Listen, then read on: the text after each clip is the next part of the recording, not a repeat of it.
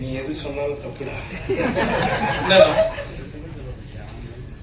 இந்த படம் வந்து எடுத்துட்டு சுரேஷ் ஐயா மறைஞ்சிட்டான். அவன் நம்ம எல்லாரும் ஆசைப்பட்ட மாதிரி இந்த படம் நல்லபடியாக ஓடிச்சு. இன்னைக்கு சக்ஸஸாக ஓடிட்டு இருக்கு. இதுக்கு முதல் காரணம் உங்களோட ஆதரவு தான். உங்களுக்கு நான் முதல்ல நன்றி தெரிவிச்சுக்கிறேன். ஒரு டைரக்டர் இல்லாமல் ஒரு படத்தை கொண்டு வர்றதுக்கு எவ்வளோ கஷ்டப்பட்டாருன்னு தயாரிப்பாளர் எனக்கு தெரியும். கூட இருந்து பார்த்துருக்கேன். நான் அப்போ ஃபோன் பண்ணி விசாரிப்பேன். அவ்வளோ கஷ்டப்பட்டுருக்காரு இந்த படத்தை வெளிக்கொண்டு வர்றதுக்கு. இப்போ எல்லாமே எனக்கு இன்னொரு ஷூட்டிங் இருக்குது. 2 மணிக்கு ஆச்சுட்டு எல்லாம் அங்கே வெயிட் பண்ண வச்சுட்டு ஜஸ்ட் ஒரு ½ நான் மீட் பண்ணிட்டு வந்துடுறேன். இல்லைன்னா தப்பாகிடுது என் படம் அப்படின்னு சொல்லிட்டு வந்திருக்கேன். சார் முதல்ல உங்களுக்கு நன்றி சார். உங்களை மாதிரி எங்களுக்கு ஒரு தயாரிப்பாளர் கிடைச்சது ரொம்ப சந்தோஷப்படுறேன் சார். லவ்லின், அப்புறம் கேமராமேன் சார், தேவ் சார், முகன் சார், எல்லாருக்குமே நான் நன்றி தெரிவிச்சுக்கிறேன். நிறைய எனக்கு நம்ம ப்ரெஸ் நண்பர்கள் எல்லாருமே வெளியே சொன்னாங்க. இங்கேயும் மேடம்லாம் சொன்னாங்க, நிறைய படங்கள் வந்து காமெடி படங்களே நீங்கள் நிறைய பண்ணுறீங்க, இனிமேல் நல்ல படங்களும் பண்ணுங்க அப்படின்னு சொல்லியிருக்காங்க. கண்டிப்பாக 300 படம் பண்ணீங்க. அது 300 மேலே போயிடுச்சுன்னு சொல்கிறாங்க. நம்ம டீம் தெரியல. அது அர்ஜுனன் 10 அந்த டீம் வந்து கண்டுபிடிச்சி அதை போட்டிருக்காங்க, டீச்சராக போட்டிருக்காங்க. அவங்களுக்கு நான் நன்றி தெரிவிச்சுக்கிறேன். இந்த திரைத்துறைக்கு நான் என்றைக்குமே எப்போவுமே நல்ல கதையும் காமெடி கலங்கள் அது அமைகிற எல்லா படங்களும் நான் பண்ணுவேன். முக்கியமாக நம்ம மக்களோட பிரச்சனைகளை என் மூலியமா சொல்லணும்னு ஆசைப்படுறவங்க எந்த கதையாக இருந்தாலும் எடுத்துருவாங்க. சத்தியமாக நான் பண்ணுறேன். தேங்க்யூ. எல்லாருக்கும் நன்றி தெரிவிச்சுக்கிறேன். நன்றி நன்றி. Thank you sir. நான் அப்படியே சரி சார் ஒரு 2 வார்த்தை பேசிட்டோம். அப்படி இவனே தப்பாயிடும். சமூகத்தில் நடக்கும் கதைகளை எடுக்கும் தயாரிப்பாளர்களும் இயக்குநர்களும் வெகு குறைவு. அப்படி ஒரு தந்தையின் பிரச்சனை மையமாக வைத்து ஒரு அழகான கதையை எடுக்க முன்வந்த தயாரிப்பாளர் ரமேஷ் பாபு அவர்களை இப்போது பேச அழைக்கிறோம்.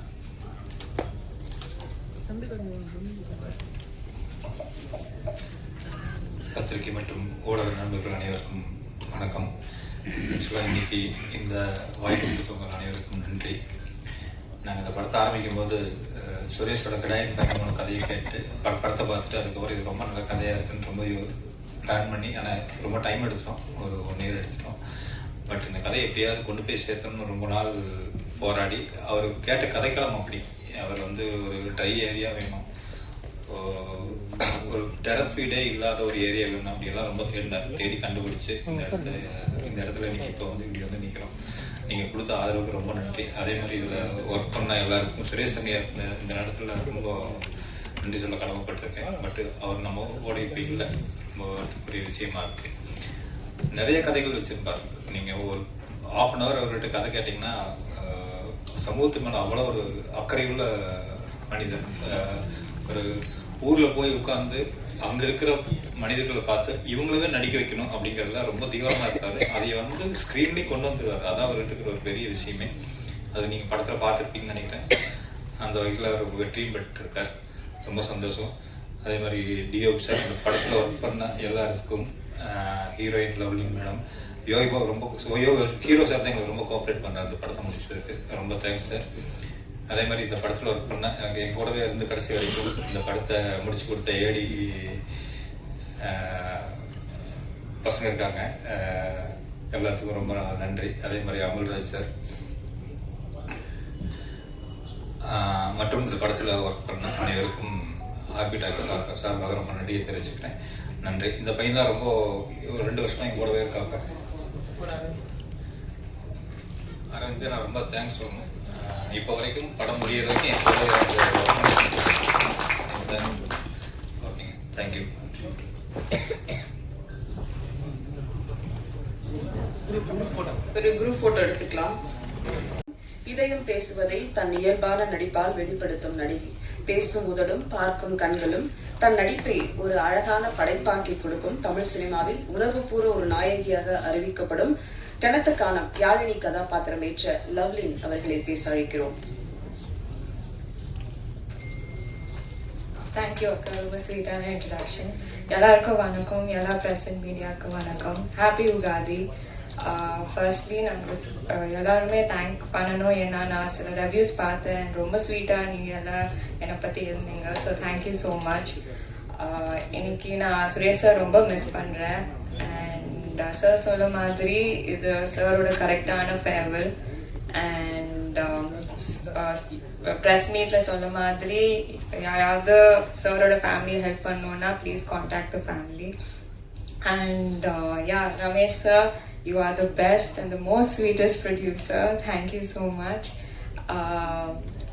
Tyagya sir, thank you so much. Gagan sir, thank you so much. Raman sir, thank you. Ramakrishnan sir, Kavita Bharati sir, Kanthasamy sir, thank you everybody.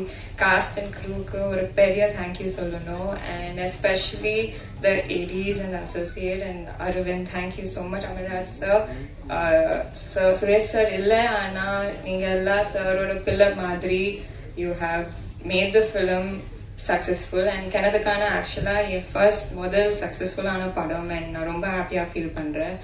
And yeah, Venkatesh PRO, thank you so much. Rajesh Anna, events, thank you. And yeah, எல்லாருக்கும் thank you. அம்மா இன்னைக்கு நம்ம 2 பேரும் சீக்கிரமா வந்தோம், so thank you. And I love you and I hope I always make you proud. Thank you. மீண்டும் சந்திப்போம். Thank you. படத்துல பார்த்துட்டு அந்த பொன்னாமானி அப்படிங்கிற மாதிரி சிறந்த படைப்பை காலம் கடந்தும் ஒரு படைப்பாளனை தமிழ் சினிமா கொண்டாடி கொண்டிருக்கும். அப்படி ஒரு கிடாயின் கருணை மனு, கனத்த காணும் போன்ற படங்கள் சுரேஷ் சங்கையாவின் பெயரை காலம் உள்ளவரை கொண்டாடி கொண்டு ஒழித்துக் கொண்டிருக்கும். மீண்டும் படைப்பாளர்களுடன் நாம் சந்திப்போம். நன்றி, வணக்கம். ஒரு குரூப் போட்டோ.